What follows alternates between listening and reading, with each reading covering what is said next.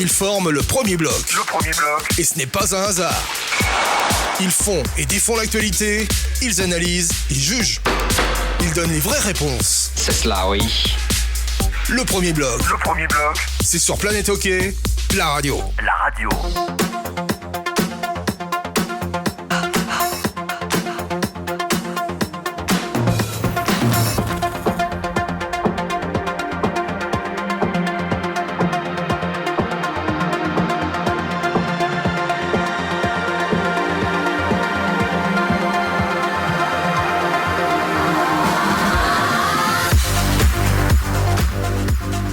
Madame, monsieur, bonsoir. C'est le premier bloc, le Before. Nous sommes, comme d'habitude, aux têtes de course, le Bike & Coffee, situé tout près de la gare de Nyon. Et en ce vendredi, on est quoi ? On est le 10 février, donc ça avance. C'est bientôt les playoffs, ça c'est la bonne nouvelle. Hein.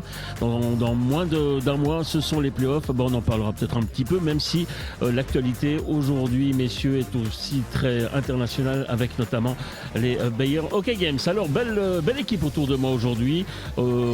Je réserve l'invité en surprise ou demi-surprise pour la fin de la présentation. Comme d'habitude, le coach est là aujourd'hui, c'est Laurent Perroton. Bonsoir Laurent. Bonsoir.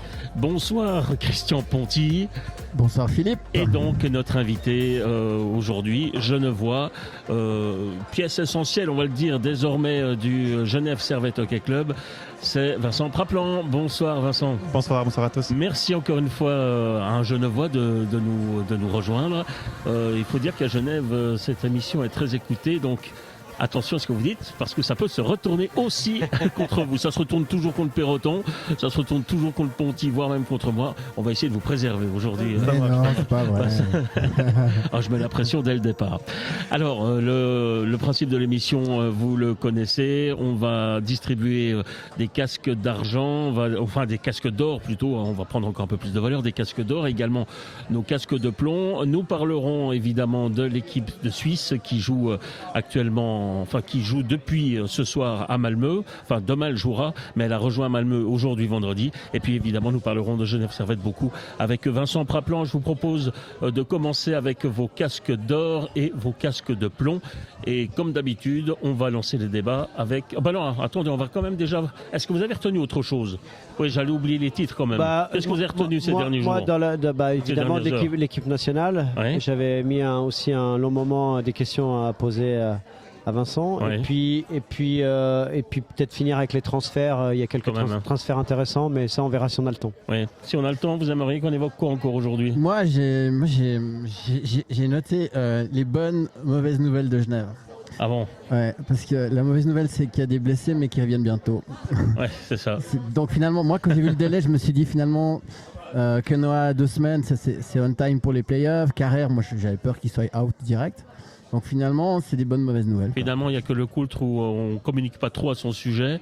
Et visiblement, il y aura communication à la fin de la semaine prochaine, apparemment. Ok.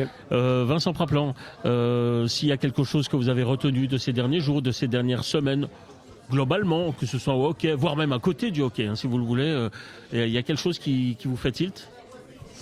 Je réfléchis. À part le tremblement de terre en Turquie, en Syrie, évidemment. Oui, c'est ça. Je veux dire, cette semaine, un peu moins de hockey pour moi, ça fait du bien aussi. J'ai passé 2 jours à la montagne à récupérer un peu, donc une semaine un peu plus tranquille. Et puis, on se réadapte à nouveau pour... ne me dites pas que vous faites du ski. Non, bien sûr. C'est interdit par contre. Oui, Il n'y bien a sûr. aucun Valaisan qui fait du ski. Jamais, on n'ose pas. C'est interdit de se faire choper, c'est tout. Bon, allez, on va commencer tout de suite avec notre casque d'or. Allez-y, Laurent Perroton. Ouais, casque d'or, moi, c'est évidemment pour la Swiss League, par rapport à l'annonce de la Fédération et des clubs de National League. 500 000 francs pour 22-23 et 1 million pour 23-24. Et j'ai beaucoup aimé la déclaration de Patrick Bloch, le CEO de Swiss Ice Hockey.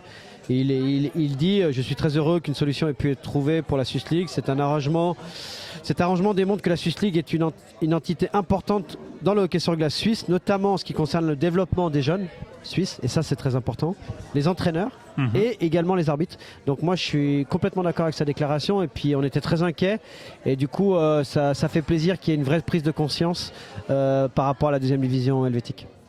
D'accord, à vous. Ouais, d'ailleurs, si je peux rajouter, l'autre bonne nouvelle, c'est que Winterthur a confirmé sa présence l'année prochaine. Ouais. en Swiss League. Et puis il faut savoir que Winterthur c'est un hub, hein. Il y a au moins 7 ou 8 patinoires, il y a le centre national suisse. Donc eux sont très importants. Il y a juste Langenthal qui descend en MySport et il y aura une promotion d'une équipe de MySport. Donc on va rester à 10 équipes. Donc au moins on va réussir à construire quelque chose. Winterthur, 100 000 balles de plus ou de moins, et ça décide de jouer, quoi. C'est à se demander si c'est pas finalement un emplâtre.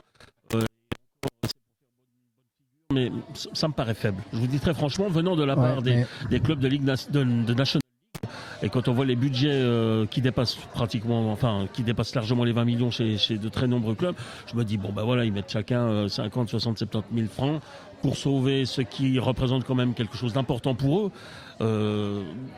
Ouais, mais Philippe, peut-être qu'il faut peut-être préciser, c'est que c'est peut-être un petit pas pour la Swiss League, mais c'est peut-être un grand pas pour le hockey suisse parce qu'il y a une grosse prise de conscience là derrière.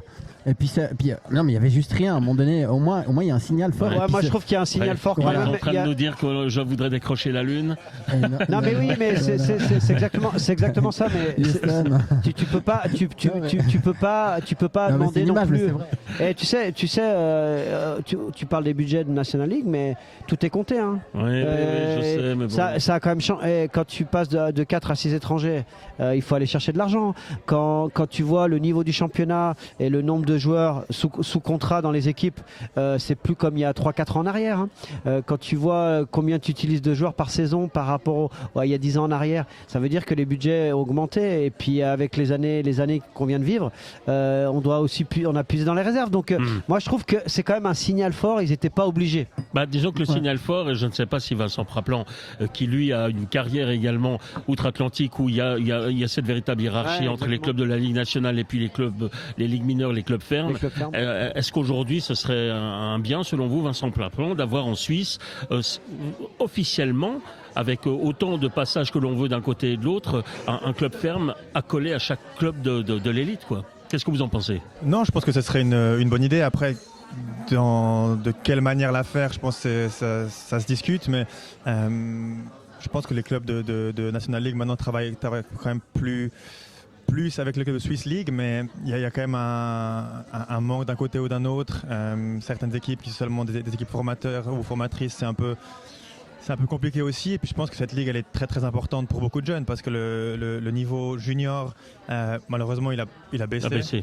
Il commençait déjà à baisser quand moi j'étais en U20, ça s'appelle maintenant. De plus en plus de jeunes partent au Canada ou jouent déjà en les adultes ou avec les adultes. Donc c'est important que cette Swiss League reste compétitive. Et pour être honnête, je pense qu'à 10 c'est pas top. Quand tu joues contre des équipes qui n'ont que des jeunes qui sont déjà pour les play-offs, il n'y a pas de play-out, mais qui n'ont qu'une chance pour les play-offs avant Noël. C'est pas très attractif pour toute la ligue, je pense. C'est quand même lucide comme analyse. Et puis t'es Sirois à la base. Je suis Sirois. Non, mais parce que je dis ça parce que quand Langenthal disparaît, t'imagines, Sierre, c'est un peu le même style, c'est des équipes de tradition, c'est quand même vachement important. Et puis moi je pense qu'il faut vraiment relancer cette ligue. Et c'est aussi pour ça que je disais, on ne sait pas si économiquement c'est vivable d'avoir Martigny, mais avoir 3 clubs en Valais pour les derbies, au niveau de la passion, parce qu'il faut de la passion. Les jeunes, il faut qu'ils jouent dans un endroit où il se passe quelque chose. Surtout de la visibilité. Jouer à Biasca, au bout d'un moment, c'est surtout compliqué. De la visibilité. Ce genre de derby amène de la visibilité. Exactement. Oui, mais c'est très bien d'avoir 3 clubs en Valais. Par contre, ce qu'il manque vraiment, c'est quand même un club phare.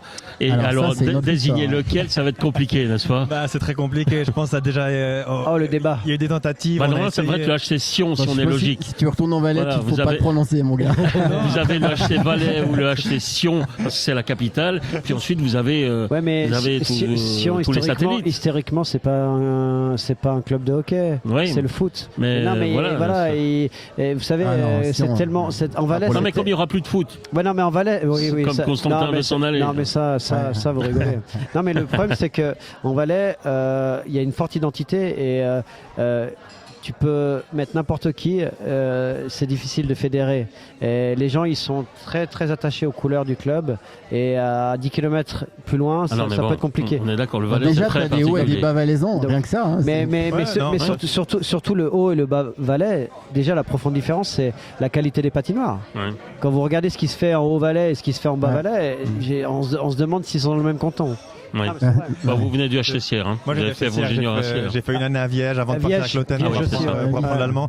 Mais non, moi j'ai grandi à Sierre, j'ai grandi à 20 mètres de Graben. Et puis Graben, toi t'es le vrai Sierrois, d'accord. Moi je suis vrai Sierrois. Moi j'ai grandi vraiment en dessous de magasin de moto à côté de la patinoire. J'étais là quand mes parents travaillaient toujours beaucoup en étant petit. Et puis moi je passais mes journées là-bas, donc j'ai vécu les très belles années du HC Sierre aussi. Et c'est clair que Sierre-Vierge, ça va pas exister. Il faisait des camps à l'Ouest-les-Bains. C'est là que je l'ai connu. J'étais à fond la casse. Ce qui est génial, c'est que quand tu retournes à Graben, il n'y a rien qu'à changer.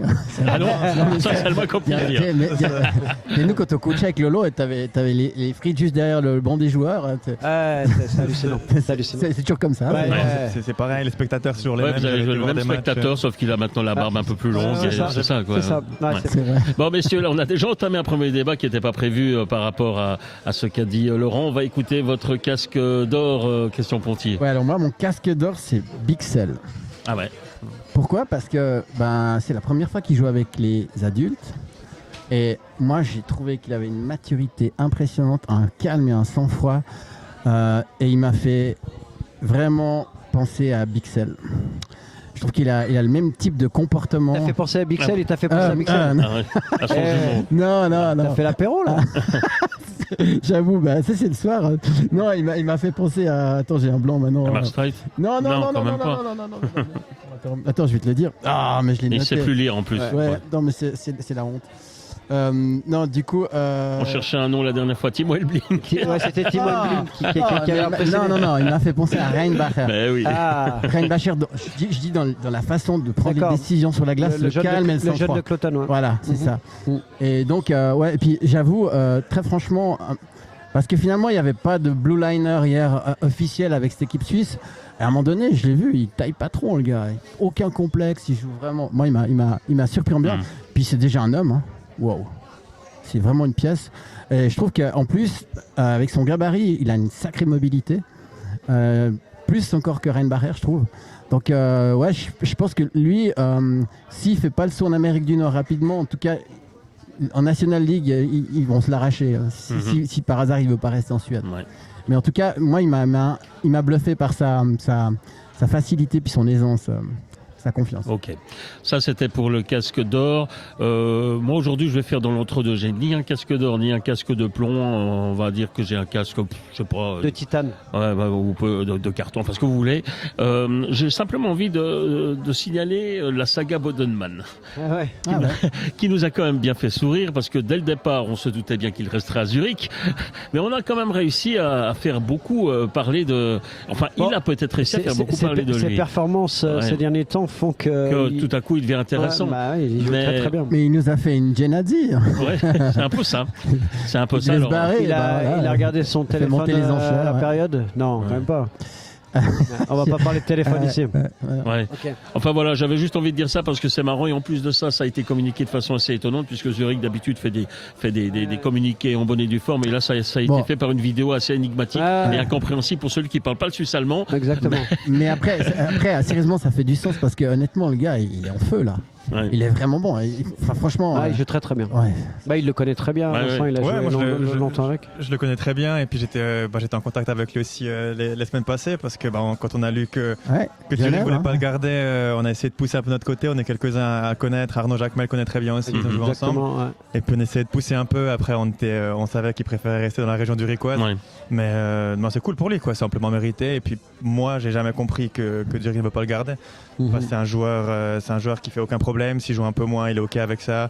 Il est génial avec les jeunes, avec les plus vieux, avec les étrangers. Et c'est pas une star du tout dans les vestiaires. Donc moi, je comprenais pas que Zurich ne veuille pas le garder. Et qu'il n'y ait pas d'autres clubs qui soient intéressés plutôt que ça. Alors les deux clubs tessinois l'étaient apparemment. Il y a Genève. Et puis Zurich qui est revenu quand même. Et puis Genève, alors peut-être sous la pression de certains joueurs, je sais pas. En tout cas sur le conseil de certains joueurs. Est-ce que maintenant avec le nouvel entraîneur, tout d'un coup ils ont de nouveau voulu le garder? Je sais pas. Parce que, mais en tout cas, moi je trouve que c'est un bon choix. En tout cas, ça reste à son âge. Tu sais, il y a souvent des questionnements. Et puis comme il performe, il est vraiment très très bon. Je pense que ça a fait tourner aussi la balance. Bon, il viendra dans une année à Genève. Ouais, justement, c'est cette période où on doit renégocier les contrats, les fins de contrat, c'est pénible. D'ailleurs, première question un petit peu vacharde de cette émission, vous n'êtes pas en fin de contrat à Genève, Vincent Paplan? Non, moi il me reste. J'avais vu 2023, j'ai mal lu alors. C'est mal lu, c'était à Berne peut-être, c'est le contrat. Ah voilà, c'est ça. Non, moi j'ai signé pour 3 ans. Ah ouais, bon alors vous êtes tranquille. Moi je suis tranquille, je suis bien pour le moment. Surtout que vous vous imposez de plus en plus là maintenant. Ouais, tout à fait, je me sens, je pense depuis le début, je me suis senti très bien à Genève. C'est clair, j'ai dû prendre mes marques un petit peu, je revenais de 3 saisons très compliquées à Berne où probablement perdu un peu de mon jeu, perdu un peu de confiance aussi, donc en premier temps c'est ça qu'il fallait retrouver. Et j'ai eu beaucoup de confiance de la part de Yann très tôt dans la saison. Je me sens chez moi dans les vestiaires, quoi. Je me sens bien vraiment avec tout le monde. J'apprécie tout le monde et je pense que ça se voit sur la glace, ça se voit dans la vie de tous les jours. Je suis heureux. Donc, Arnaud, c'est ton cousin, hein? C'est mon cousin. Ouais, je me disais, il y avait un petit côté, parce que ça a quand même un peu influencé, j'imagine. Aussi, je le connais, forcément on se connaît depuis toujours. C'est marrant les gens qui nous disent ah vous êtes cousins, on se voit, parce que c'est pas on n'est pas cousins de sang, c'est mon beau-père, c'est le frère de la maman d'Arnaud. D'accord. Mais mon beau-père il est arrivé chez moi quand j'étais tout petit, quand j'avais 2 ans, donc c'est lui qui m'a éduqué, qui était présent toute ma vie. Vous avez eu le même papa en fait. Il y a beaucoup de cousins à Genève. Noah Rod, Vuardou c'est son cousin. Ouais, c'est vrai. Ouais. Ça doit. Là ça va, il joue dans la même. Pas Vuardou. Baragano, pardon. Inaki, pardon. Ouais, la grande tradition des cousinades. Bon, non, mais c'est ça aussi par rapport à l'intégration. Déjà t'es roman et tout, mais il connaît beaucoup de monde à Genève. Oui, c'est ça. En sélection nationale. Moi, ça fait des années que Noah essaie de me faire venir à Genève. Exactement. Avant de rentrer d'Amérique, ça avait été Berne ou Genève. Et non, Noah, ça fait un moment que je le connais. On s'est toujours très bien entendu en équipe suisse. Et puis je connais le reste du vestiaire aussi. Tanner, Miranda, Carrère. Je connaissais déjà un peu tout le monde presque. Donc, puis je pense qu'il y a pire comme vestiaire en ce moment. Ouais, il y a vraiment pire comme vestiaire. L'ambiance elle est vraiment top. Il y a des Romans, des Suisses allemands. Et moi, je me retrouve des deux côtés.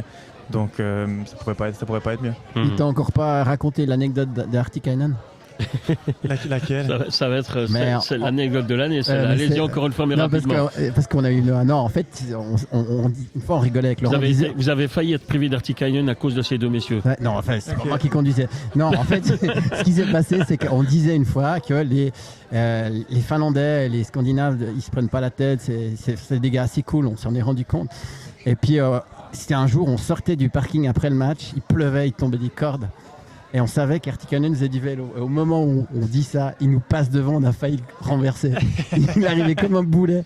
J'ai peur pour ma voiture. C'est ça. Je sais pas c'est qui aurait la voiture. J'ai vraiment peur pour ma voiture. Non mais c'est pour dire, ce jour-là, il pleuvait, il tombait des cordes, il était avec son bonnet, il était trempe. Il est passé devant avec son vélo électrique.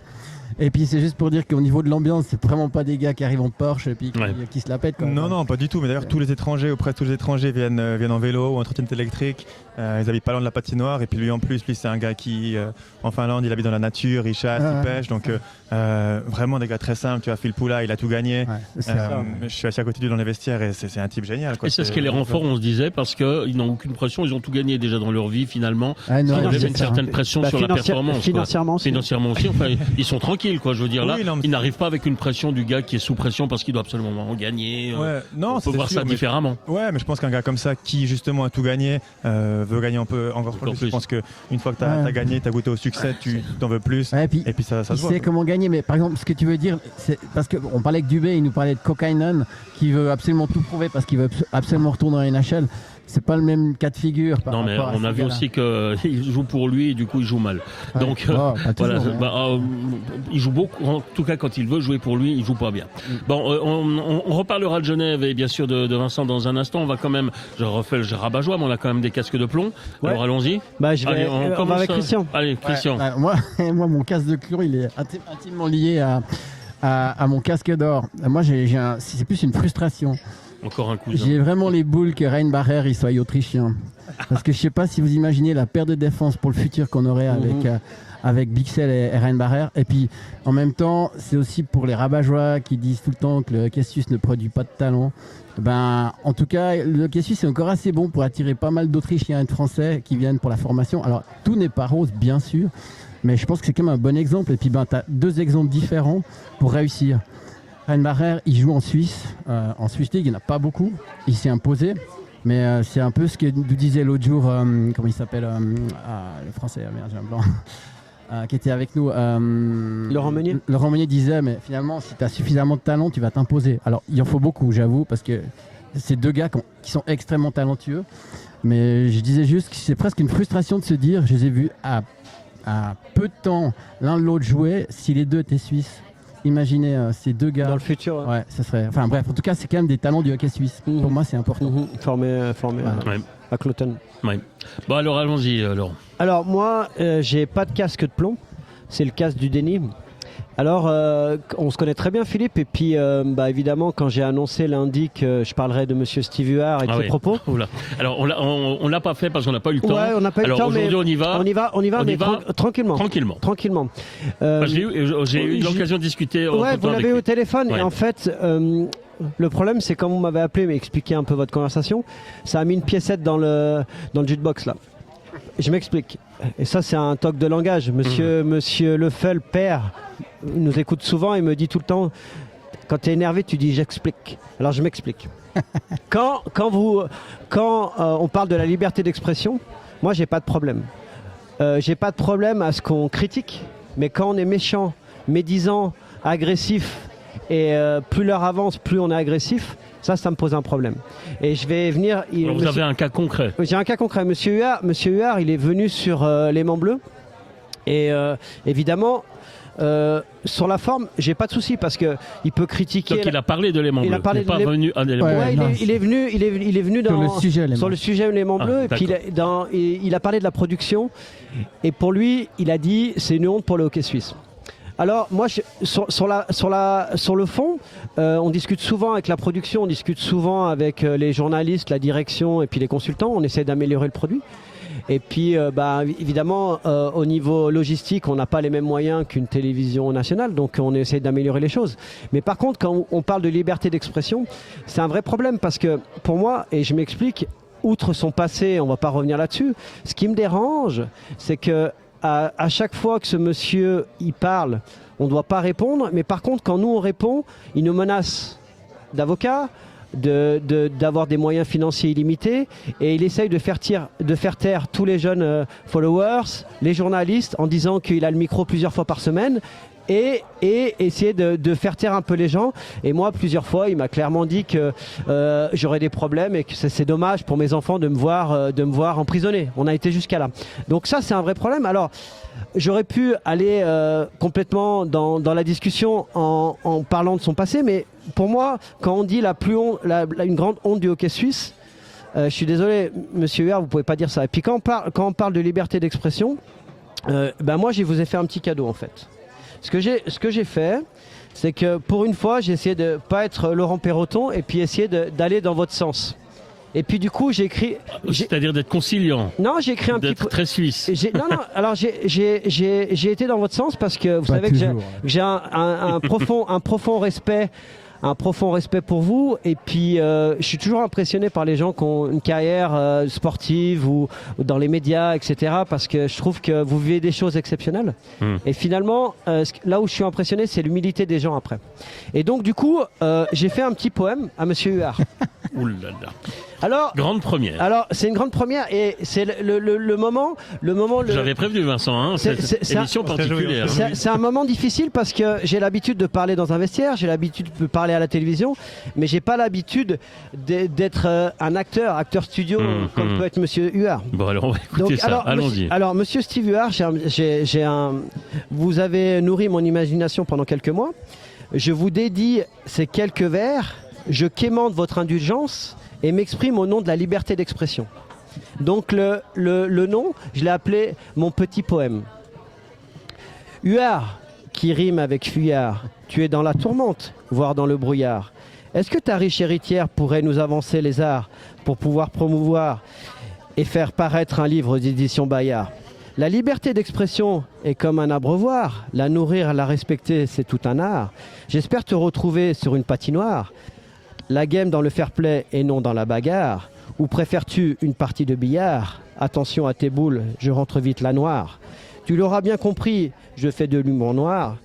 Tu viens de recevoir dans ton cavoir un mec match, mon cher Steve Huard. Je viens de faire grimper ton auditoire en espérant ne pas te décevoir. Je me permets donc de te dire bonsoir en nous souhaitant un rapide au revoir. Voilà. Signé Laurent Perroton.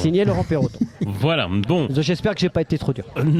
On vous découvre différemment. C'est bien, mais c'est bien. C'est très bien. J'ai essayé d'être. Bon. Et puis, comme c'est bientôt la Saint-Valentin, c'était un petit cadeau pour vous. En essayant de changer un petit peu mon état d'esprit. J'ai pas une très bonne influence quand même parfois sur Perroton, je sais pas, enfin bref. Bon merci, voilà. Alors Stewart sans doute nous écoute ce soir parce qu'il savait qu'on allait un petit peu parler de lui. Encore une fois, la question n'est pas de faire la gamme, c'est juste une question de respecter la liberté d'expression. Et surtout, il y a la liberté d'expression, et surtout mais pas menacer les gens lorsqu'on répond. Bon. Voilà, c'est ça, et c'est vrai que on va pas refaire toute l'histoire, mais c'est vrai que quand on donne des leçons, il faut aussi être un petit peu clean, et on a les preuves que ça n'a pas toujours été le cas. Voilà, maintenant c'est terminé. Je pense qu'on va. Maintenant, j'avais dit à Huard qu'on se rappellerait. Ouais. Maintenant, je vais le rappeler, comme ça. L'incident est clos. Pour nous, l'incident est clos. D'ailleurs, j'ai invité Steve Huard à venir participer à cette émission. C'est ce que je voulais vous dire. Et je réitère encore une fois mon invitation. J'aimerais bien la voir parce que quand on sans bagarre. Hein. Non, sans bagarre. Je l'ai dit dans mon poème. Ouais. Et quand on critique des joueurs, etc., ou quand on va sur des choses vraiment, on parle plus de l'humain, moi j'estime qu'il faut quand même avoir une certaine retenue. Et puis surtout, quand tu dis moi dans le vestiaire, etc., oui, mais t'as joué où? T'as gagné qui? T'as joué où? Avec qui? T'as entraîné qui? Enfin voilà, à un moment donné, il faut aussi, comme je vous dis souvent, moi je me suis battu 4 fois dans ma vie pendant des matchs. J'ai pris 2 dégelés, et puis je me rappelle contre qui c'était. J'ai revu un gars il y a une semaine, il m'avait shooté dans le pied, il m'avait fracturé le pied. Et la première chose que je lui ai dit, j'ai dit aujourd'hui tu me shootes pas dans le pied. Voilà, vous avez des souvenirs. Et lorsque on se permet de critiquer des joueurs de Ligue nationale, on peut, mais avec réserve, parce que c'est quand même des athlètes, des sportifs et des talents, et derrière ça il y a des humains, et c'est ça qui me dérange, que des fois sur le fond il a des fois des vérités, mais lorsqu'il déborde et puis lorsqu'il emploie des mots, la plus grande honte du hockey suisse, moi je peux pas le laisser passer ça. Voilà. Ouais, moi, je crois juste pour aller dans la continuité de ce qu'il vient de dire, c'est un peu ce que Stéphanie Mériens avait dit. Faut pas qu'on oublie une chose, c'est que bien sûr que le hockey c'est quelque chose qui passionne plein de gens, à commencer par nous, par les hockeyeurs. On oublie souvent que derrière chaque hockeyeur il y a un humain et qu'on traite de l'humain. Et je pense qu'au bout d'un moment, tu peux pas être juste critique, quoi. Tu dois aussi être un peu crédible. Et ta crédibilité, elle se gagne, elle se gagne, ou elle se perd, elle se regagne. Mais là, je pense qu'il y a du job. Ouais. Vincent Praplan, il faut savoir vivre avec la critique. Est-ce que vous lisez les journaux? Est-ce que vous écoutez les supporters? Est-ce que quelque chose vous touche dans le milieu du hockey, ou bien vous essayez de rester en marge de tout ça en tant que joueur? Je pense plus je grandis, plus j'avance dans les années de ma carrière, moins je lis, moins j'écoute. Je pense que mes premières années ce qui est cool quand tu es jeune, c'est que tu n'as aucune pression, il n'y a aucune attente. Donc quand tu lis dans les journaux, c'est souvent du positif. Parce qu'il n'y a personne qui attend de toi de marquer, de faire des points parce que tu commences. Et plus tu es bon, plus tu es performant, plus tu es en équipe nationale, plus il y a d'attente et puis plus les critiques partent dans tous les sens. Donc moi je l'ai bien vu à Berne 3 dernières années. Je pense que moins je lisais les journaux, mieux je me portais, parce que au fin de compte, après on cherche quelqu'un ou plusieurs joueurs à qui donner la faute. Malheureusement, les critiques sont pas rarement justes, mais je trouve elles sont souvent faites aussi par des gens qui n'ont pas forcément, ils savent pas vraiment de quoi ils parlent. Voilà, t'as tout résumé. Quand on voit des résumés de matchs sur Blick. Vous parlez des journalistes là en l'occurrence. Oui, en l'occurrence. Dont je fais partie, mais nous on assume complètement, absolument. Tout à fait. Après moi, quand je vois des résumés de matchs sur Blick par exemple, le même journaliste qui fait un résumé de 3 matchs, alors qu'il était présent que dans une patinoire, je me dis mais comment tu peux faire une critique constructive d'un match, d'un joueur, alors que tu n'étais pas présent à la patinoire ou tu n'as pas vu le match en entier. Ouais, c'est ça. Donc c'est pour ça que moi j'essaie de m'éloigner de tout ça. De temps en temps, quand il y a un truc joli, un bel article, ma maman envoie une photo ou quelque chose comme ça. mais j'essaie de m'éloigner un maximum. Et le retour qu'on veut, en tant que joueur, c'est celui de nos coéquipiers, c'est celui de nos entraîneurs, et c'est ça qui nous font avancer. Donc oui, c'est beau de voir son nom quand c'est positif, mais quand c'est négatif, faut pas trop se laisser influencer par ça. Alors on a 2 sujets aujourd'hui importants. Vous évidemment, Vincent Praplan, et puis l'équipe nationale. Vous êtes aussi d'ailleurs concerné. On va commencer. Moi, je voulais avec les questions de Laurent. Non, mais je voulais commencer avec Vincent, mais déjà, j'ai fait un petit historique. 87 sélections. Équipe nationale, donc on parle déjà d'un mec qui a un passé. Qui a voyagé. Et tu me dis, si je me trompe, 3 championnats du monde, un JO, international U7, U17, U18, U19, U20 et un championnat du monde en U20. Et là, j'ai été frappé par une chose. J'ai été voir quand il a fait les championnats du monde U20. Je vous dis rapidement la sélection. Fiala, Zanger, Herzog, Duner, Fuchs, Müller, Mirko Müller, Schmutz, Pachou, Rouillet, Müller, Marco, Vincent Praplan, Radgeb, Frick, Schmutz, Kreis, Jeker, Baltisberger, Simeone. Et dans les buts, il y a des noms qui ont l'air de l'étonner, on s'en souvenait plus. Et dans les buts, Nifeller. Ah ouais. Et quand on me dit que les championnats du monde et que l'équipe nationale U20, il y a beaucoup de joueurs qui vont pas réussir, à cette époque, en tout cas, c'est des sacrés joueurs. C'est ça qui m'impressionnait, quoi. Plus tu lisais des noms, plus je me disais, mais en fait, il y a tout le monde, ou presque tout le monde qui est en Liga. Il y a 3 joueurs de l'équipe U20 qui sont pas en Liga. Ouais. Non, j'étais pas conscient. Je pense qu'on a tous, ou presque tous réussi, quoi. Donc c'est impressionnant. Alors après, je continue. Donc il a été formé à Sierre, il a fait une petite pige à Viège. Souvent, il y a des partenariats. Il y a des partenariats. Et puis suivant les équipes dans les sélections, vous êtes des fois à Viège. Cloton, il est arrivé en U17, U20. Après, il est monté en National League. Sa meilleure saison au niveau des statistiques, Cloton. 16-17 à Cloton. 6-7 ans. Hein. Ouais, avec 42 points.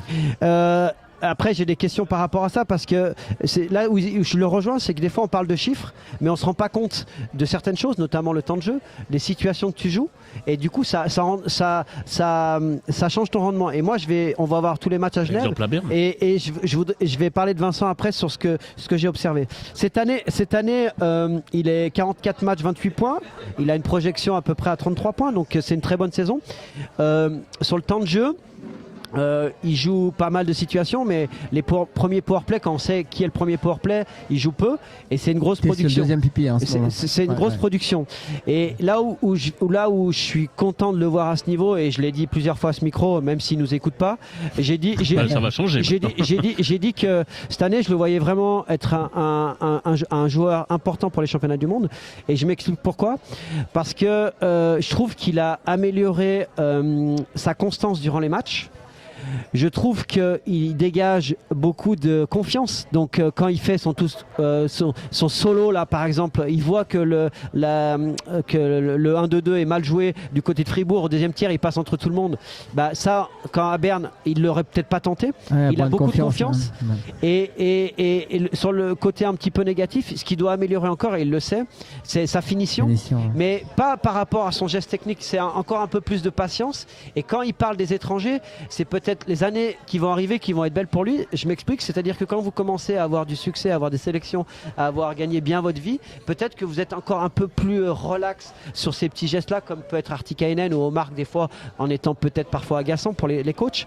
Et là-dessus, moi où je suis vraiment très content, c'est que je l'avais vu en début de saison au Face. Je l'avais vu de loin, mais tu sens que le mec, il a le sourire. Et quand tu le vois jouer, quand tu vois les échauffements, tu sens qu'il est bien dans cette équipe. Et c'est un sacré transfert. Et nous, ce qu'on dit souvent avec Christian, c'est qu'on espère que Bertagia, il arrive à rentrer dans ce moule-là, parce que lui aussi, il amène des choses, il patine, il lui manque juste peut-être la finition et la confiance. Mais voilà, c'est beaucoup de louanges, mais il le mérite. Il le mérite. Et par rapport à son temps de jeu et les situations où il est utilisé et les goals qu'il met. L'importance des goals au moment des matchs, c'est là-dessus où on n'en parle pas assez. Voilà. Bon, on va vous écouter, Christian Ponty. Je veux quand même juste avoir une réaction de Vincent par rapport à ça. On peut difficilement avoir meilleur tableau en ce moment. Non, c'est clair. Vous êtes d'accord avec ce qu'il dit ? Oui, tout à fait d'accord. Et puis c'est touchant d'une part. Ça fait toujours plaisir d'entendre d'entendre des mots comme ça parce que surtout après les saisons que j'ai pu passer à Berne, il y a eu beaucoup de travail dans l'ombre que les gens ne voient pas. Et je le dis honnêtement, je revenais de très très loin. Même en début de saison, il y a eu des bonnes performances, il y a eu des bons matchs, mais il y avait toujours ce doute qui était quelque part. Et les hauts et les bas étaient souvent très proches quand même. Mais plus la saison avançait, plus la confiance revenait. Et puis on oublie ce moment, mais il y a beaucoup de travail derrière. Mais expliquez-moi, qu'est-ce qui s'est passé ou pas passé à Berne? Je connais un peu l'histoire. Non, c'est une très longue histoire. Aussi, Pour moi, du côté personnel, je pense la première semaine déjà à Berne, ça commençait très mal entre guillemets, parce que c'était Kari Alonen qui était entraîneur encore.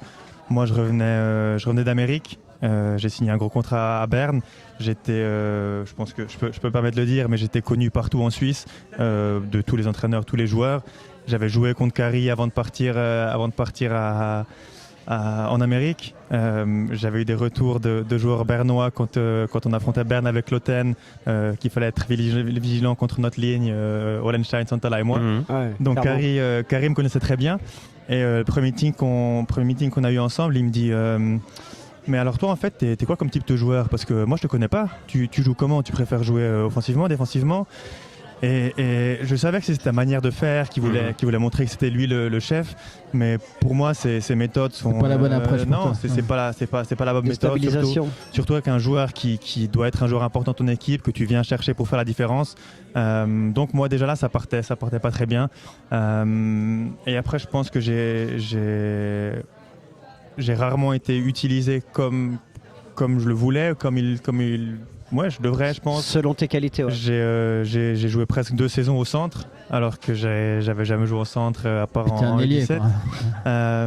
Donc je sais pas si c'était pas le bon endroit pour moi, c'était pas le bon club pour moi. Malheureusement, je me suis jamais vraiment senti chez moi, senti à la maison. Je m'entendais très bien avec tout le monde, avec tous les joueurs, avec tout le monde à l'intérieur du club, dans le bureau. Mais non, je pense que c'était juste pas le bon club pour moi. Et puis plus on avançait, moins ça allait. Plus j'essayais, moins ça allait aussi. Donc moi, je peux dire qu'avec du recul, j'ai tout essayé. J'ai vraiment tout fait pour que ça marche. Mais je pense que Berne, c'était juste pas le bon club pour moi. Et c'est OK. Il y a des clubs. Ouais. Et on sent la délivrance aujourd'hui. Tout à fait.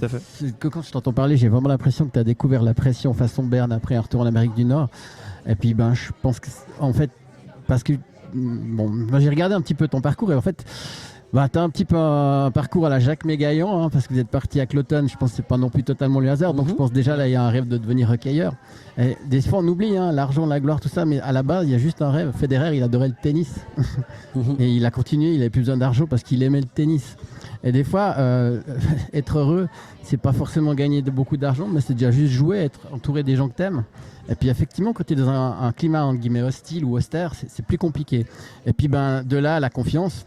Et puis je pense que j'imagine qu'à un moment donné, tu as essayé de tenter ta chance en Amérique du Nord. Je sais que tu es parti. Tu n'as pas eu ta chance en NHL. Donc ça a l'air de rien quand tu pars. Parce que moi, je me rappelle très bien, à Cloton, vous aviez une ligne exceptionnelle. Là, tu grilles la ligue. Moi, je me rappelle, c'était vraiment... Tournait, Et puis, tu es revenu, tu as ramassé. C'est dur. Je pense que tu as dû aller dans les ligues mineures.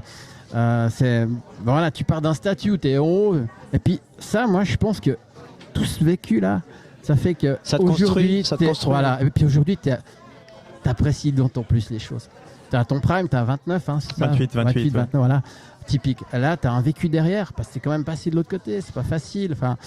Et puis je pense que j'ai l'impression que c'est une sorte de résurrection à Genève. Et puis on le voit, tous les matchs, c'est vrai, on dit souvent. Et puis nous, on attendait juste qu'ils te mettent un peu plus sur les pipis. Mais parce que c'est vrai que tu es un jour pipi. Et puis surtout, lorsque ça allait pas, il y a eu des périodes où ça allait pas très bien.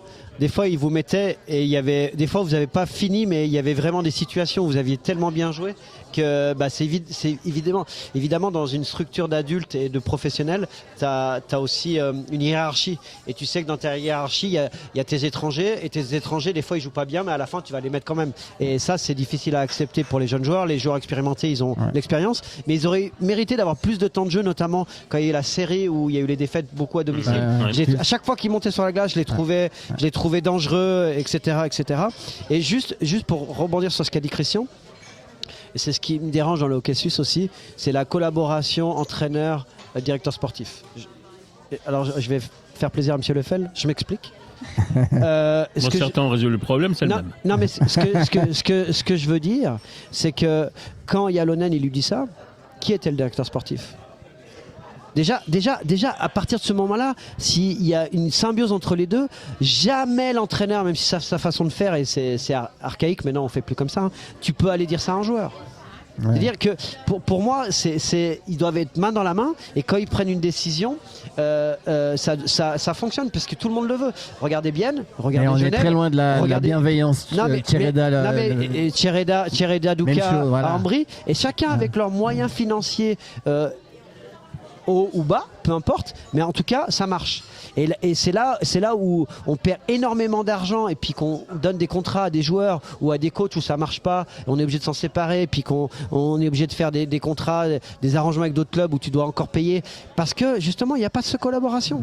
Et le jour où les boards ils comprennent que le directeur sportif et l'entraîneur ils doivent être ensemble et pour mettre le profil du joueur dans les meilleures conditions, ça marche. Ouais. Mais d'ailleurs, pour en revenir à ce qu'on disait avant, c'est vrai que le parallèle avec comment il s'appelle Gauchi et puis Cadieux. Ça aussi, non, mais moi je voulais dire avec Ambry. Non, le 33 de Genève. Il a des problèmes avec les noms aujourd'hui.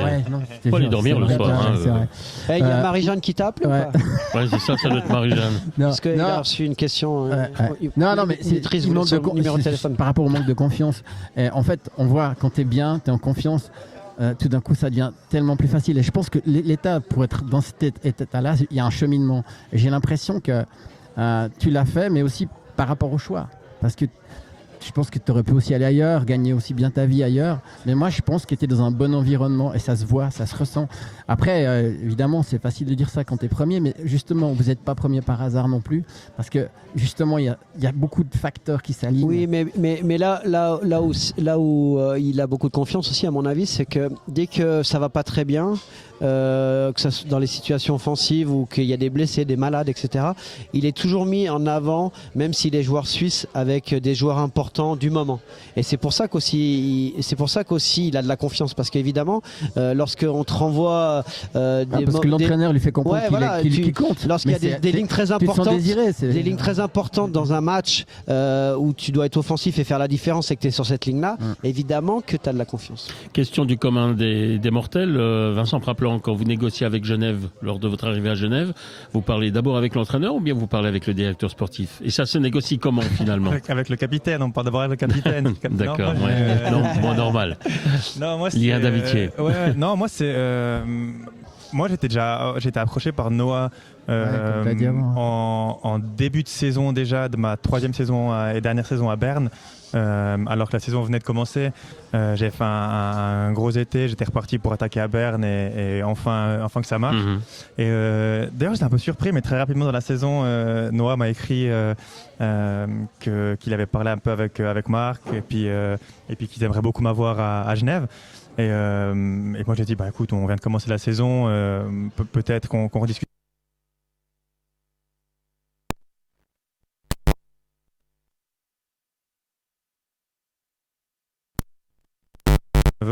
Et après ça s'est passé un peu, ça a été un peu plus long parce qu'il y avait des questions financières à régler. Bien sûr. Mais très rapidement c'est clair que moi j'allais à Genève, j'ai discuté avec personne d'autre d'ailleurs, et le reste c'est pour ça qu'on a un agent pour faire le reste. Ma question c'était, là je m'adresse à vous messieurs qui avez l'expérience depuis des années également dans le milieu, moi je suis surpris d'entendre parfois certains joueurs dire qu'ils n'ont discuté qu'avec le directeur sportif et qu'ils n'ont eu un contact avec le coach qu'après la signature du contrat. C'est ce que je trouve ça incroyable. C'est aberrant. C'est aberrant et c'est pour moi, si on veut aller même plus loin, vous vous rappelez ce qu'a dit Knobiler, il a rencontré les deux en même temps. Ouais. Et voilà. Et ça c'est un gage de sécurité et de parole donnée. Vous savez, quand vous avez une personne qui vous donne une parole et deux, c'est pas la même chose. Et du coup, ça peut jouer dans les sentiments et dans la décision qu'a pris Johnny, par exemple. Bon, après, ce qu'il faut aussi dire, c'est qu'à Genève, Gauchi et puis Cadieux, ils sont sur la même ligne, hein. Ça aide beaucoup. Et puis ils sont smart, ils sont malins. C'est le hockey moderne là. Et puis, mais même, ils travaillent beaucoup. Tu te rappelles, Gauchi nous a expliqué comment il a eu ses étrangers. Ils ont dit vous êtes un directeur sportif incroyable. Mais c'est des potes entre eux qui se sont appelés. Mais des fois, c'est le meilleur moyen. Mais c'est l'humilité. Ouais, Parce exactement. que tu pourrais dire oui, moi j'ai été chercher Artikainen, mais il explique un petit peu comment ça s'est passé. Puis on voit Vincent avec Noah. Et évidemment qu'il y a des réseaux comme ça, évidemment. Et puis toi, tu dois t'en servir, tu dois être malin avec ça. Mais franchement, c'est vraiment un bon transfert pour Genève. Et puis on est content de voir une équipe romande aussi performante. Puis comme nous, on habite à côté, on est à tous les matchs et c'est un vrai plaisir. Moi, j'avais revenir un petit peu sur sa carrière. Donc il a joué au HL aussi. Il a fait la Spengler avec l'équipe suisse. Hein. Donc, et puis surtout, il a joué à HL, à Springfield et à San José. Et puis, ma question. Barracuda. Ouais, au Barracuda. Ma question est la grande différence dans le jeu, selon toi, entre les États-Unis et la Suisse. Comme ça, qui vient tout de suite le premier truc que tu dirais. Moi, je pense que c'est clair, c'est un jeu qui est beaucoup plus simple. Moi, je me rappelle de mes premiers matchs en AHL. J'avais l'impression aux États-Unis, donc. Aux États-Unis, ouais. J'ai l'impression qu'il y avait aucune passe sur la canne. Il n'y avait aucune sortie de zone. C'est trop technique presque. Ouais, non, donc, par rapport à ce genre de jeu direct. Qu'il faut développer, mais moi j'adore prendre la vitesse, récupérer le puck en zone défensive et traverser avec la vitesse. Et là-bas, je vais être honnête, il n'y a presque pas des sorties de zone contrôlées.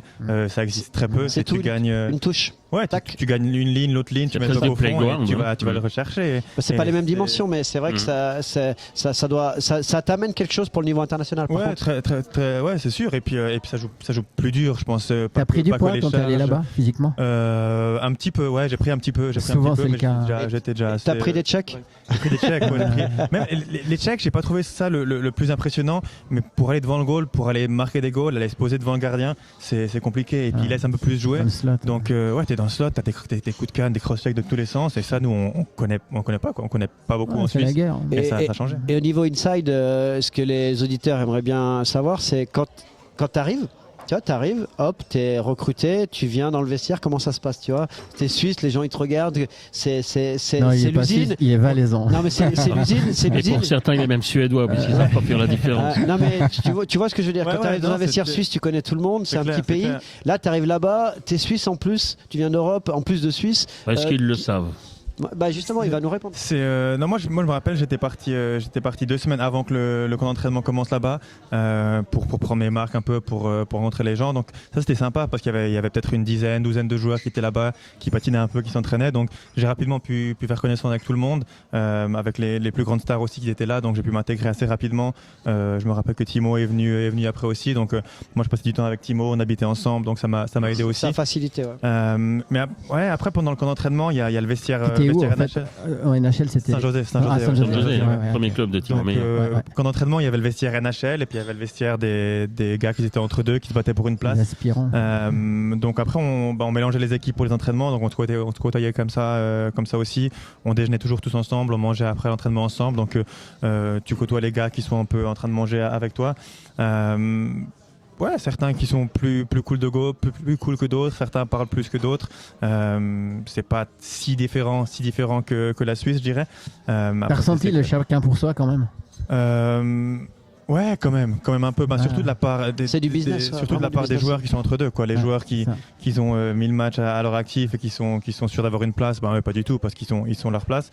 Mais les gars qui étaient comme moi, quoi, qui se battaient pour une place, qui l'année passée étaient un peu entre deux. Le fameux roster élargi, quoi. Ouais, c'est ça. C'est clair que en dehors de la glace, ça va. Mais une fois que tu es sur la glace, t'es chacun pour toi. Si t'arrives en 2 contre 0, s'il n'y a pas de passe à faire, ils font pas la passe, quoi. C'est le business, c'est comme ça que ça marche. Bien sûr.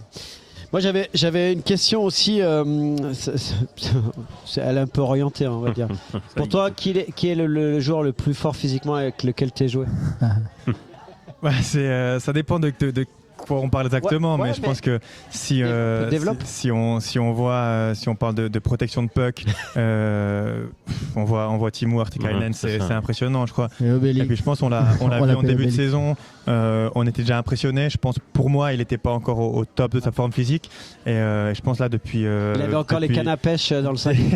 depuis décembre, janvier, moi je le vois personnellement plus rapide, plus affûté.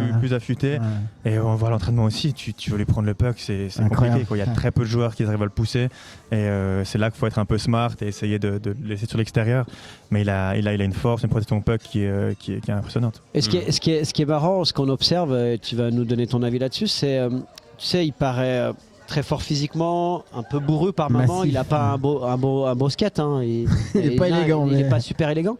Mais par contre, il est tellement fin. Il a un gros shoot. Et par exemple, le penalty qu'il met contre Lausanne, Ouais, il est à subtil Genève, en fait. Ouais. il arrive et puis il met un petit poignet tout, en touché.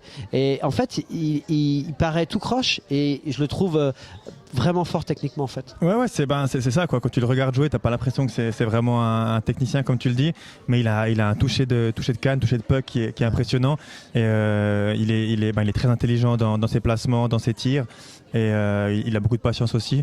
Et non, il a vraiment, on le savait pas au début, mais il a vraiment des mains très impressionnantes. Ouais, c'est vrai. On l'a vu avec l'équipe de Finlande en Suisse, il a essayé un penalty assez là, spectaculaire. Ouais. Bon, il a un muscle de plus que vous ça, c'est sur l'os là, sur l'avant-bras. Non, Il a une boule. On essaie de le faire, ça tient pas. Le puck, t'as la cage, t'as la canne. Noah nous a expliqué l'anecdote. Non, nous, on avait l'habitude qu'on n'était pas surpris parce qu'il fait ça tous les jours à l'entraînement.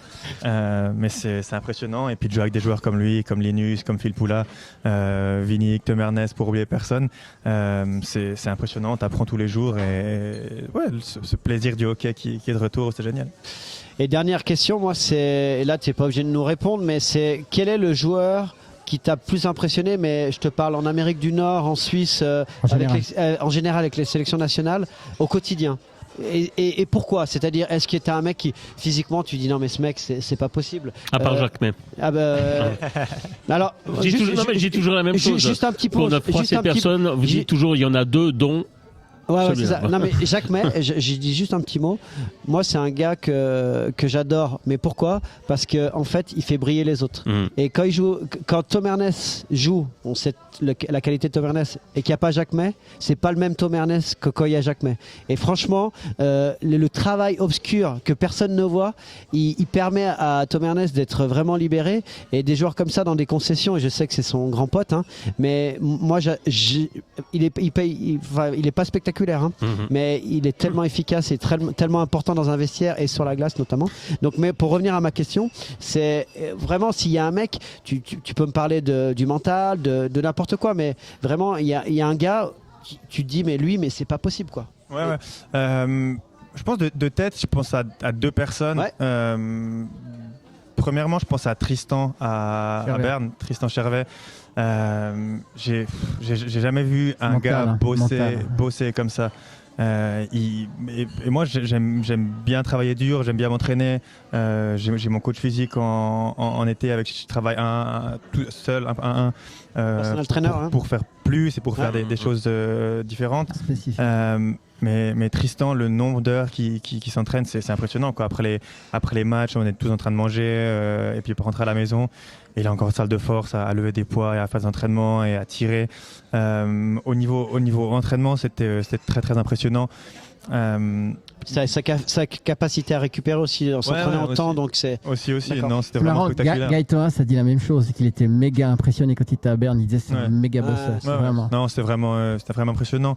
Et après, j'ai pensé à Phil Poula aussi parce que c'est comme on l'a dit avant, c'est un gars qui a tout gagné. Il a tout gagné, mais chaque entraînement, il va s'échauffer. Après chaque entraînement, il est sur le vélo, il va décrasser. Et c'est pas un hasard, quoi. C'est pas un hasard qu'il ait 38 ans. S'il a 38 ans, il me semble. Il a 39. Et qu'il soit encore en forme physiquement. Il joue 17-18 minutes par match. Toujours en forme toute la saison. Il n'a pas de blessure. Donc c'est pas un hasard, quoi. C'est du travail, c'est de la constance. C'est tous les jours. Que tu sois en forme ou pas, tu travailles quand même. Il y a Chris Rivera qui nous avait parlé de ça, il avait joué avec Chervenka, c'est un peu la même chose qu'il fait Poula, mais en plus lui c'est maladif, hein. C'est le Cristiano Ronaldo du football, hein. C'est-à-dire que tout est pesé, ses aliments, tout est millimétré, donc c'est pour ça qu'aussi ces joueurs performent et puis sur du long terme quoi. Ouais. Bien, messieurs, je reprends la main pendant quelques instants et j'ai envie de demander à Vincent Praplon, puisque nous sommes maintenant en période de pause internationale, enfin pas pour tout le monde, mais qu'est-ce que vous foutez ici au premier bloc, Vincent? On vous attend en équipe de Suisse, pourquoi n'êtes-vous pas en Suède? Parce que le sélectionneur en premier temps, il nous avait donné congé, à Noé et à moi, pour voir d'autres joueurs. Et j'avais quelques soucis musculaire juste avant la pause, donc on m'a quand même demandé de venir quand même, mais j'avais quelques soucis, donc on a opté pour la récupération cette semaine. Cette équipe de Suisse, vous l'avez regardée, j'imagine, hier ou même pas? Non, le petit sourire, sourire pas. gêné. J'ai vu le score, ce matin en me levant. J'ai parlé un peu avec Miranda qui est présent, mais j'ai pas regardé le match. Bon, on peut dire aujourd'hui que Patrick Fischer fait du travail en profondeur avec le futur. Aujourd'hui, c'est pas l'équipe. Surtout le mois de février, c'est souvent comme ça. Ça fait quelques années. Il est très dans la corporation, c'est-à-dire qu'il prend pas mal de joueurs de différents clubs. Oui. Déjà, ça met de l'énergie à tous les clubs de Ligue nationale. Et puis au mois de février, cette pause, elle est pas bienvenue. Non, on est d'accord. Entre nous, ça veut dire que là, il y a les gros joueurs, il y a les playoffs qui arrivent, il y a des échéances très importantes. Et évidemment, de faire jouer les plus jeunes, c'est une logique. Pour que les choses soient bien claires pour les supporters qui s'étonnent parfois de certains résultats ou qui râlent parce que hier la Suisse mène 5-2 et puis elle perd 6-5, qu'on soit bien d'accord. Aujourd'hui, Patrick Fischer ne prépare pas l'équipe de Suisse pour le prochain championnat du monde, mais il prépare l'équipe de Suisse du futur. Oui, tout à fait. Je pense qu'il a déjà dit en reprenant l'équipe de Suisse il y a quelques années, et l'année passée aussi, qu'il voulait aussi rajeunir cette équipe. Il y a certains joueurs qui ont été écartés, donc c'est maintenant la chance pour de plus jeunes joueurs de montrer ce qu'ils savent faire au niveau international. On sait que le sélectionneur regarde beaucoup ces matchs et met beaucoup d'importance sur ces matchs parce qu'en fin de compte, c'est ce niveau qui compte. C'est vraiment un autre jeu qu'en championnat. Donc c'est sûrement pas l'équipe qui va à le championnat du monde, mais il y a des joueurs, il y aura des joueurs qui en feront partie, et les joueurs qui font de bonne impression ce tournoi font grandir leur chance aussi pour une éventuelle sélection. Les anciens commencent à trembler un peu. Je pense, il faut. Je pense que c'est, oui, je pense qu'il y a de plus en plus de jeunes qui arrivent. Il y a plus de joueurs en Amérique, donc les sélections année pour année deviennent de plus en plus difficiles. Et c'est juste de ce côté, c'est juste aussi, oui. Bon, moi, ce que je vais dire aussi, c'est que ce qu'il ne faut pas oublier, c'est que c'est plus comme à l'époque où tu avais 26 joueurs éligibles. Maintenant, tu en as beaucoup plus. Puis après, il y a encore la forme du moment. Un gars qui a fait un gros play-off, tu vois, exemple Saint-Teller, des gars comme ça, tu les prends. Et puis surtout, moi, ce que je trouve super intéressant, c'est que il ne faut pas avoir juste des performances. Moi, je trouve que ce qu'il y a d'intéressant, c'est qu'il donne l'espoir à plein de jeunes. Moi, je donne l'exemple de Knack, j'adore, parce que, voilà, à Davos, il jouait 10 minutes. Et Coupe Spengler, quasiment, il a même été benché un match. Metropolis arrive, le gars, il est en forme, il a fait un match incroyable hier. Knack, c'est un gars qui a du futur devant lui, mais si on ne lui donne pas d'espoir, et je trouve, même s'il n'est pas au championnat, c'est pas grave. Mais ce que je trouve important, c'est que tout le monde puisse se rendre compte qu'ils ont une chance. Avant, c'était pas le cas. Et du coup, c'était encore plus ennuyeux parce qu'on savait déjà qui allait aller au mondial. On connaissait les gardiens, on connaissait tout. Moi, je trouve qu'il faut laisser ça à Fischer, que c'est un entraîneur moderne. Alors, ça plaît ou ça plaît pas. Il y a des trucs bien, moins bien. De toute façon, il est comme tous les autres sélectionneurs. Au final, il va quand même faire en fonction des gars qu'il aura de NHL et après, il va compléter. Mais moi, ce que je trouve bien, c'est que le contingent, il s'est élargi. Potentiellement, il y a 40 joueurs, 35, 40 joueurs qui peuvent aller au championnat du monde. Je parle NHLR compris. Et donc, c'est une revue d'effectifs qui est utile. Et puis, les grandes nations font ça.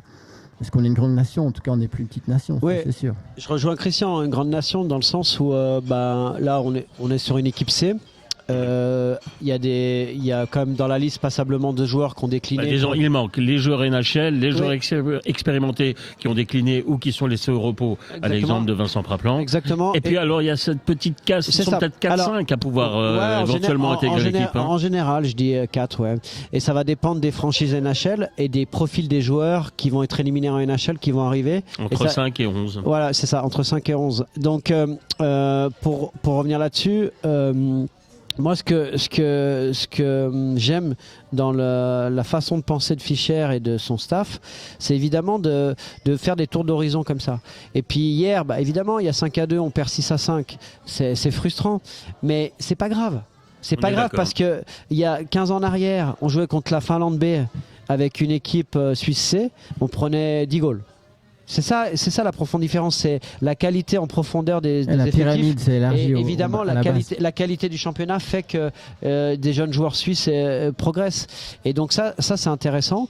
Après, pour moi, sur le début de saison, et je dis pas ça parce qu'il est là, mais il y a 2 joueurs qui m'ont marqué et qui ont vraiment des chances. Vous l'avez déjà répété. Il y a des joueurs qui ont de la chance. Vous allez me parler. Marco Muller à Lugano et puis Vincent Praplan à Genève. Riedi en début aussi. Ouais, mais Riedi c'est un autre profil et puis ça dépendra des joueurs NHL. Mais ces 2 joueurs-là, par rapport, si on prend, des fois, ce qu'on reproche à Fischer, c'est l'état de forme du moment et pour les championnats du monde.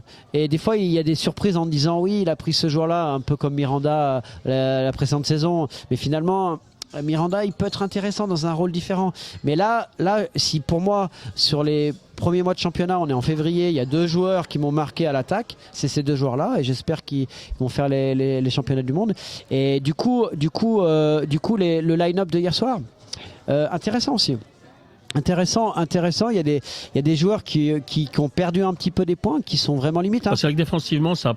Ouais, il y a eu des erreurs à niveau international, ça se paye cash. On était au match quand ça s'est passé à Fribourg contre les grosses nations. Et puis là, je reviens là-dessus. Mais pour moi, ce qui est très important aujourd'hui, c'est que le fait qu'il n'y ait plus la Russie, ça te permet de rentrer dans ces tournois-là avec la Suède, la Finlande et la République tchèque et du très haut niveau. Tu es dans le top 4-5 mondial. Et ça, c'est très très important et ça veut peut-être servir pour les championnats du monde. J'ai beaucoup commenté en 2013 et en 2018 et j'espère qu'une fois, un jour, la Suisse soit championne du monde.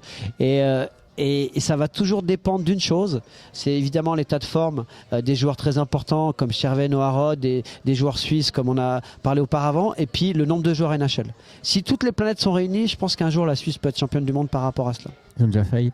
Mais non, mais par exemple, typiquement, moi, je trouve bien hier, le match, mettre un Bixel, c'est une récompense. Il fait un mondial U20 incroyable. Je trouve hyper intelligent de l'avoir convoqué. Très dominant. Surtout dans le cas Bichel, parce que lui, il est parti en Suède parce qu'il n'a pas eu sa chance à Bienne, il était frustré. Franchement, à un moment donné, il a eu une grande gueule, mais il a assumé le gars. Je veux dire, ça, faut reconnaître, il faut lui donner crédit, quoi, parce que dire, surtout en plus Bienne, qui est quand même réputé pour donner une chance aux jeunes, oser dire ça sur Stoney, fallait le faire. Le gars, il part, il assume, il fait un super mondial, et dans la continuité, moi je trouve que Fischer, il est crédible, il lui donne sa chance, et le gars, hier, il a livré la marchandise. Après, il a ses évidences, comme par exemple un Turkov, il n'est pas toujours bon en championnat, mais régulièrement il le prend parce qu'il a un profil championnat du monde. Puis il prend l'expérience, et puis il a vraiment un profil de 4e bloc, et puis il le fait très bien. Ouais, pour les mondiaux, parce que c'est quand même très physique. Ouais, exactement. Quelque chose à rajouter sur les propos par rapport à cette jeune génération qui est clos gentiment? Ouais, tout à fait. Et puis surtout, la philosophie de l'entraîneur aussi, comme on l'a dit. De toute façon, l'équipe dépend beaucoup des joueurs de NHL. Et après, les places qui sont libres, il est complète avec les joueurs qui passent dans les profils.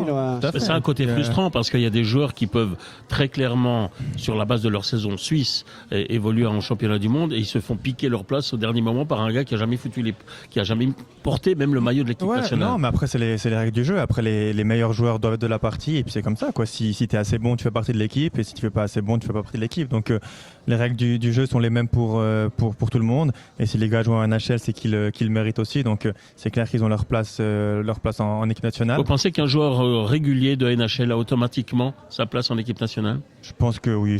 Il y a quand même encore une différence entre les meilleurs joueurs qui sont encore en Suisse et ceux qui sont en Amérique du Nord. Oui, non, c'est clair qu'il y a une différence. Après, si on parle d'un joueur qui est en NHL mais qui régulièrement ne joue pas ou qui joue en 4e ligne, qui a 4 minutes de jeu. J'allais dire l'exemple de Weber. Les questions, exact. Les questions. Il jouait en NHL mais il avait 6 minutes de temps de jeu. Exact. Donc tout d'un coup, on peut pas lui demander de jouer 20 minutes en mondiaux. Avec un rôle offensif. C'est ça. Des fois, tu as meilleur temps de prendre un gars qui est sur un 2e bloc en Suisse. Mais c'est un problème de riche là. Ça veut dire qu'aujourd'hui, on parle de 5 à 11 joueurs NHL qui peuvent venir renforcer l'équipe de Suisse. Vous vous rendez compte? C'est quand même exceptionnel par rapport au pays. Le petit pays que l'on est.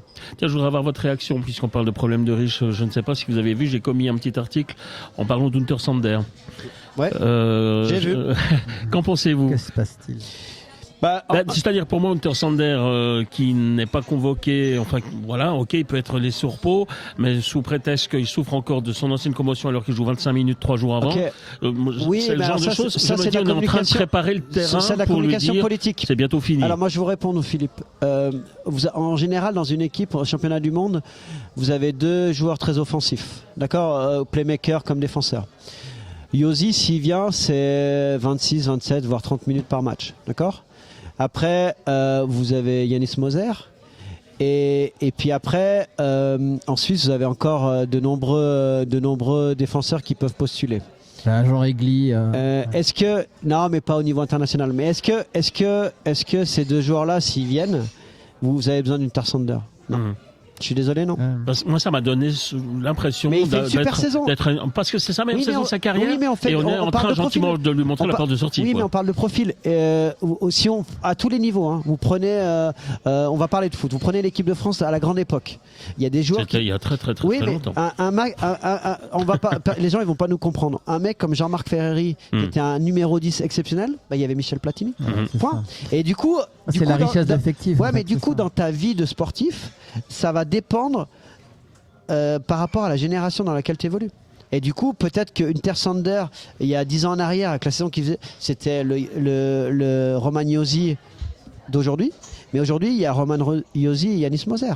Et puis, j'ai pas parlé de Koukan, par exemple, qui a beaucoup progressé aussi par rapport au rôle qu'on lui donne à Zurich. Donc, là, on a beaucoup de gros joueurs. Abondance de biens. Abondance de biens, exactement. Problème de riches. Mais si on a déjà... on est en prolongation. On est à la moitié.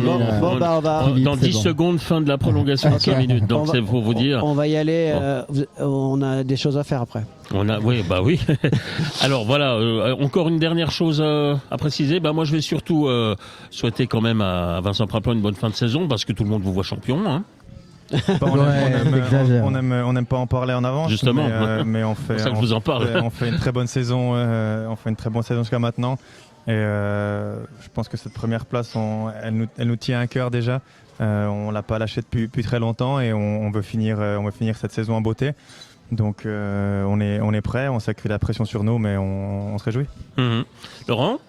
Non, on espère que, on le dit souvent, comme dit Christian, vive le hockey roman, on espère qu'une fois, une équipe romande gagne le titre et puis que, comme ça, ils nous regardent différemment là, de l'autre côté. Alors moi, j'ai une question pour toi. Rapidement, parce qu'on arrive au penalty là. Justement, tu verras ça, le winning goal. Parle vite, parle vite. Alors, pour être rapide, une fois que tu auras été champion 6 à Genève, est-ce que tu te vois finir à Sierre en National League? Honnêtement, pour avoir commencé à Sierre, pour avoir grandi à Graben, ça serait génial, ça serait incroyable de jouer à la maison. Ça se fait, je sais pas si ça va se faire. Finir à Sierre avec Laurent Perroton comme coach à Sierre, ça serait juste magnifique. Voilà. Ça serait une belle et Ponty comme assistant. Et moi comme chargé de communication. À Sierre, on a des anecdotes incroyables. Le public. Non, mais ça c'est toujours bien, ça s'est bien fini. Et franchement, c'est les plus beaux une anecdote. Allez-y, vite. Faut qu'il y ait un petit sache. Et moi, j'étais avec lui, cette espèce de phénomène en face de moi là. Le phénomène, c'est comme ça que vous appelez Svoboda. C'est Svoboda, il m'appelle le phénomène. En tant qu'ancien coach de Martigny, donc déjà il est blacklisté à Sierre, il se faisait insulter comme du poisson pourri. Et on gagnait, à la fin, entre le 2 et le 3e tiers, on gagnait. Donc ils étaient francs-fouilles, il y avait 3000 personnes. Cet artiste, il s'arrête au milieu de la patinoire parce que quand on rejoint le bon des joueurs, on doit traverser la patinoire. Il s'arrête. Il fait un selfie avec le cop de Sierre. Mais ça, c'est trash talking. Après, du coup, ils n'ont pas encouragé leur équipe. Ils m'ont insulté tout le long et puis on a gagné. Laurent, il a une chanson emballée sur lui. Ça, on peut pas la dire. Un peu fleuri, mais. Mais je dis, mais tu fais quoi? Il dit, attends. On va les empêcher d'encourager leur équipe. Non, mais moi, j'adorais aller à Sierre à part ça. On refera prochainement une spéciale anecdote parce qu'on a plein de choses à raconter, je crois. Voilà, on attendra que ça se calme un tout petit peu. Un livre aux éditions Bayard. Oui, voilà, c'est ça. Bon, je vous rappelle que nous étions encore une fois depuis le Bike and Coffee tête de course tout près à l'avenue Viollier à Nyon, tout près de la gare de Nyon, avec Vincent Praplan. Merci beaucoup Vincent, donc bonne fin de saison. Merci à Christian Ponty qui va nous dire comme d'habitude. Alors, n'oubliez pas... Vous arrachez les mots de la bouche avant. N'oubliez pas que vous pouvez nous retrouver sur... Allez-y. YouTube. Planète Hockey Center. Mais d'abord, ça va être diffusé. Alors, rediffusion déjà de cette émission tout à l'heure sur le coup de 20h. Et puis pour toute la semaine, enfin, vous pouvez nous trouver sur YouTube de toute façon. Il y a des séances de rattrapage. N'oubliez pas d'écouter évidemment Planète Hockey, la radio. Il y a toujours le site planethockey.com qui vous donne la plupart des rendez-vous. Il n'y a pas de match du dimanche cette semaine sur les Vents Bleus. Non, là on est en pause. On a des petites choses à faire pour régler nos problèmes techniques. technique. Ouais. Un petit message. Et puis du coup, non, là, on va regarder l'équipe de Suisse Voilà. demain Contre la Suède. à 16h samedi et puis dimanche à midi. Voilà. Et du contre coup, la République tchèque. le slogan de Philippe, tu peux pas le faire ce week-end. Le hockey, c'est mieux. Bon, Ouais, parce si, que je vais le faire. c'est à Malmö, mais si, il y a des équipes dans le alors, hockey attendez. amateur. Dans le hockey amateur, il y a le début des On a les playoffs. playoffs de première ligue, de deuxième Exactement. ligue. Enfin, les playoffs commencent un peu partout. Ouais, c'est intéressant. Ouais, il y a des matchs à aller voir avec des équipes avec des joueurs amateurs. Quel clin d'œil, vous avez pris à gagner. Ouais, j'ai vu. Bien sûr que j'ai vu. Ouais. J'ai suivi ça en live. Ah oui. Ah, vous y étiez. Ouais, Ouais. Ça on peut pas dire. On peut pas dire. Bon, J'étais caché. bon, d'accord. Eh bien, allez, c'est votre tour maintenant. Vous voulez conclure. Bon, alors, encore une Non, fois. non, moi, je le sais toujours le dernier. Mais Ah, toi, tu vous fais voulez avoir le l'avant-dernier. dernier mot. Vas-y. Alors on y va. Donc je vous rappelle encore une fois que vous pouvez nous retrouver quand vous voulez et comme vous le voulez, mais surtout que le hockey sur glace c'est bien, mais que le hockey sur place C'est mieux. c'est mieux. Merci de nous avoir suivis Merci à Vincent. et merci à Merci à Vincent. vous. Merci Et à on tous. laisse Christian conclure. Et vive le hockey roman. Voilà, c'est dit. À bientôt. Bye bye.